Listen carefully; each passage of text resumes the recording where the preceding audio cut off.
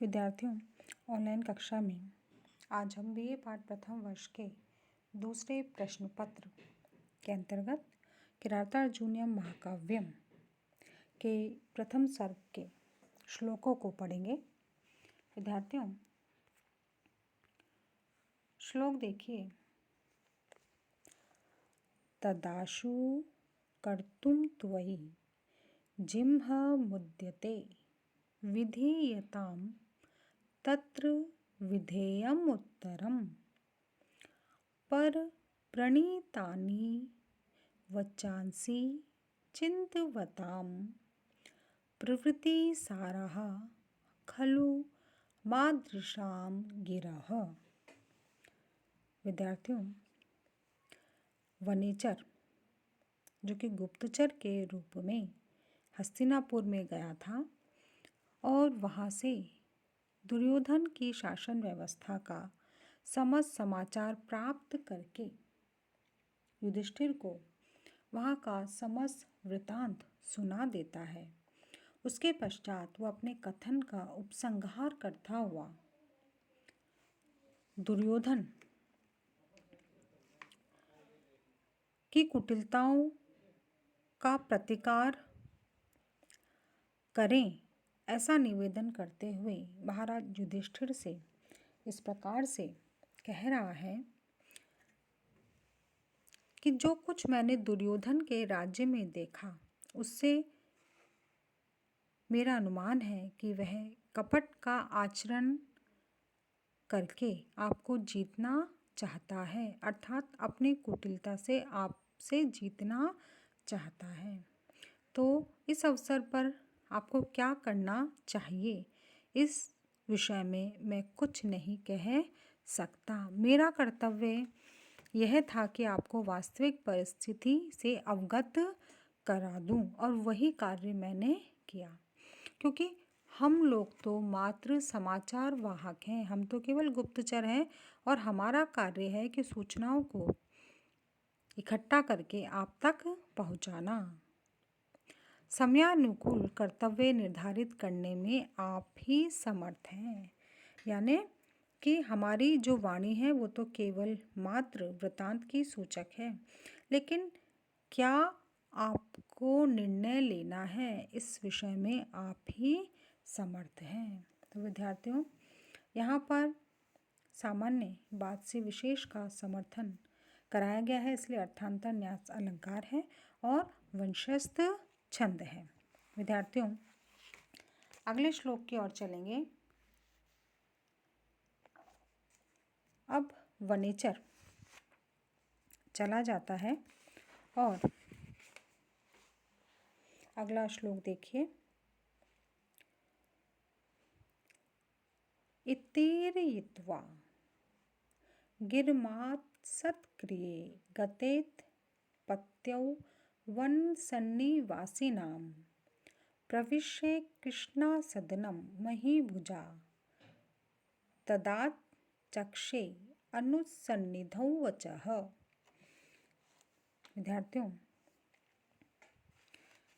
यहाँ पर वनेचर गुप्तचर अपने पूर्वोक्त संदेशों को निवेदित करके और युधिष्ठिर से पुरस्कार आदि प्राप्त करके वहाँ से चला जाता है और वनेचर के चले जाने के पश्चात महाराज युधिष्ठिर द्रौपदी के भवन में प्रवेश करते हैं और वहाँ पर अपने छोटे भाइयों भीम, अर्जुन, नकुल और सहदेव के समक्ष वनेचर के द्वारा दुर्योधन की राज व्यवस्था का समस्त वृतांत उन्हें सुना देते हैं, अर्थात वो सारी बातें अपने भाइयों और द्रौपदी को सुना देते हैं।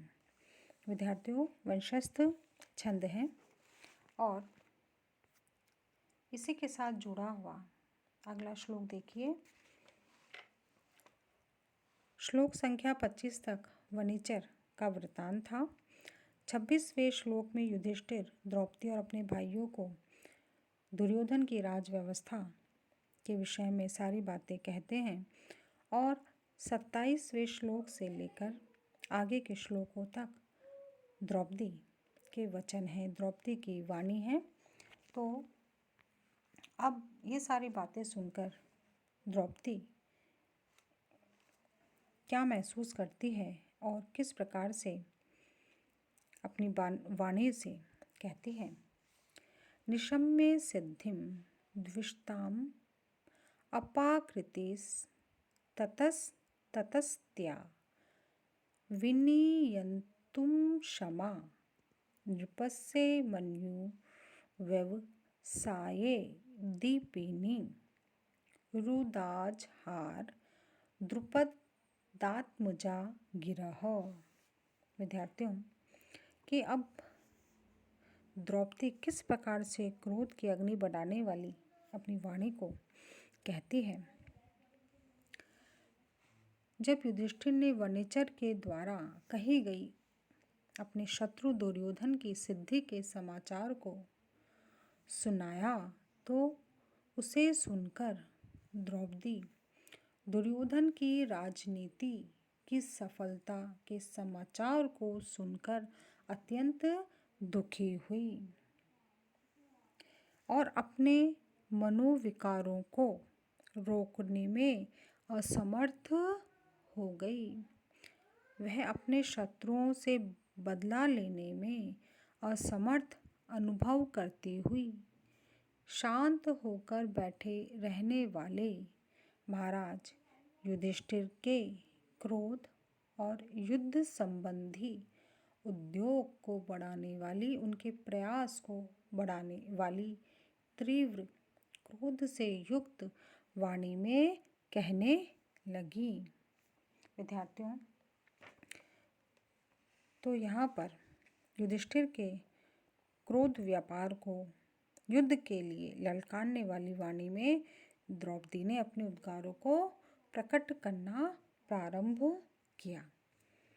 विद्यार्थियों यहाँ से द्रौपदी की वाणी शुरू होगी। वंशस्थ छंद है और बहुत सुंदर श्लोक है कि किस प्रकार से द्रौपदी ने महाराज युधिष्ठिर से अपने मन की बात को कहा। विद्यार्थियों अगले श्लोकों में हम आगे की कथा वस्तु को देखेंगे। यह व्याख्यान यहीं समाप्त कर रही हूँ।